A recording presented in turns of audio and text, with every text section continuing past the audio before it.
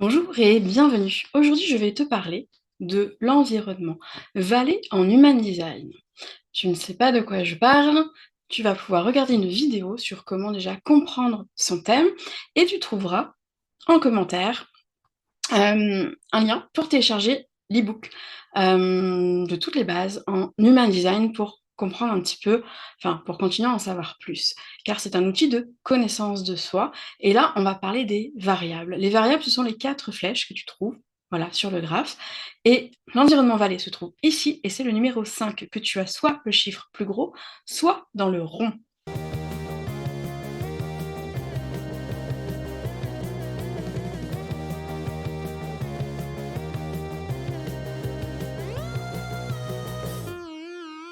L'environnement est particulièrement important à partir de 30 ans.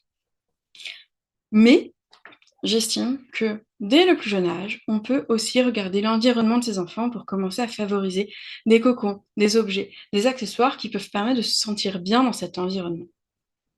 L'environnement, c'est à la fois pour installer son bureau, pour son cadre professionnel, que pour son cadre personnel. Bien évidemment, quand nous sommes plusieurs à habiter ensemble, chacun ne va pas prendre une pièce dédiée à son environnement, mais on peut ajouter des accessoires, des bouts, comme en Feng Shui, qui permettent du coup que chacun puisse avoir aussi son énergie.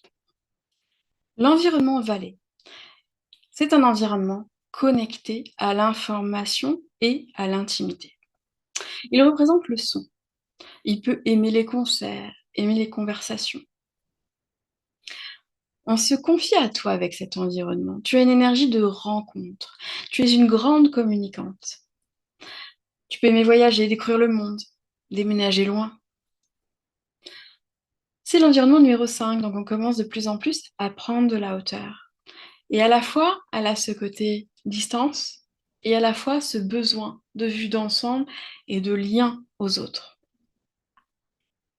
Au quotidien, cela pourrait être de s'asseoir au sol dans le salon, tisser du lien avec une communauté en ligne, des rencontres internationales, pourquoi pas, avec un environnement vallée, c'est l'idéal.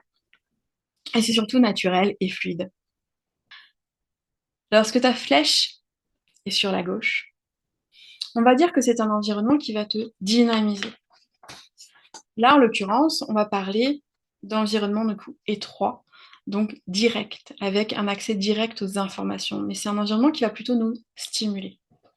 Donc, si ta flèche pointe vers la gauche, elle est donc étroite, comme je t'en ai parlé.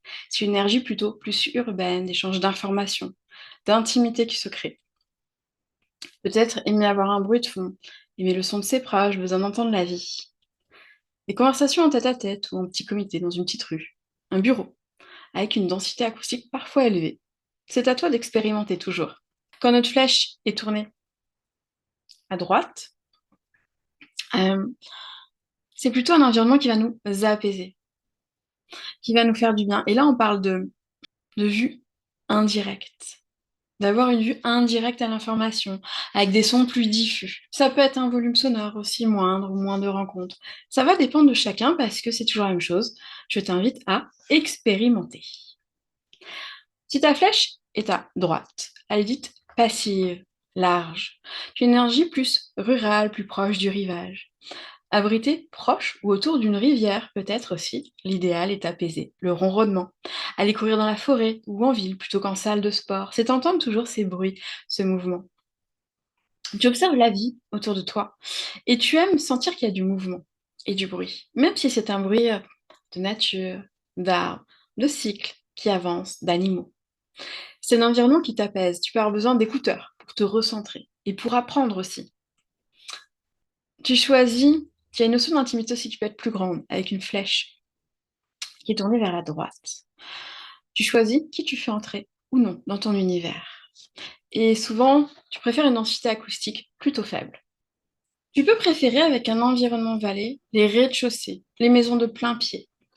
Tu as besoin de te sentir bien chez toi, avec des plantes et en ouvrant souvent les fenêtres. Le fait de faire attention au sol, comme la propreté, le fait que ce soit débarrassé pour ne pas trébucher sur quelque chose, peut-être aussi des petits points, peut-être que tu as déjà remarqué chez toi. Tu as besoin d'être orienté de manière à voir les gens. et avoir accès aux informations, entendre et voir, donc près de l'information. Fais attention aux angles. Ça peut être aussi, euh, on n'est pas obligé de regarder les informations tous les soirs, mais tout simplement d'écouter des podcasts, d'écouter des audios, de savoir ce qui se passe même dans ton monde ou dans ton réseau. Tu peux te sentir déconnecté si tu n'as pas accès aux fréquences, aux cycles et à un certain niveau d'information. Tu as besoin de paysages et tu aimes regarder les gens passer, défiler, avancer. Tu recherches aussi les opportunités pour apprendre, toujours plus, découvrir. Tu as besoin aussi d'avoir accès à tout, à ce dont tu as besoin pour travailler, comme prise d'électricité, Wi-Fi, et réduire toutes les frictions. Et c'est toujours ce côté connexion, pouvoir voilà, te connecter à l'autre de manière sans limite et sans limite de lieu aussi. Quel est ton canal préféré pour recevoir l'information? Est-ce que c'est les livres, newsletters, podcasts? Assure-toi d'avoir ces ressources à disposition car elles te sont précieuses. Le son est important pour toi. Tu peux choisir d'investir dans un système audio pour créer des vagues ou même des playlists motivantes si c'est quelque chose qui te porte, bien entendu. Tu peux aimer aller à la source de l'information, donc dans des conférences, des séminaires, des ateliers, des workshops. Les workshops sont parfaits pour toi, que ce soit d'y aller ou d'en organiser. Ça peut être aussi aller chez le coiffeur pour connaître les dernières nouveautés et les derniers potins.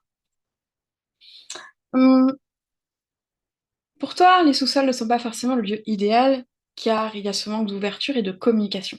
Pour cela, je t'invite à aller voir l'environnement grotte que j'ai déjà publié, qui est le numéro 1.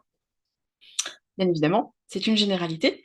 Et après, c'est toujours d'aller voir avec tout le reste de son design pour voir ce qui permet de nuancer toujours cela et bien évidemment d'expérimenter, car tout ne parle pas à tout le monde, et heureusement. Enfin, pour un bureau, l'environnement varié peut être justement un lieu de vie, un lieu ouvert, un bout de table du salon.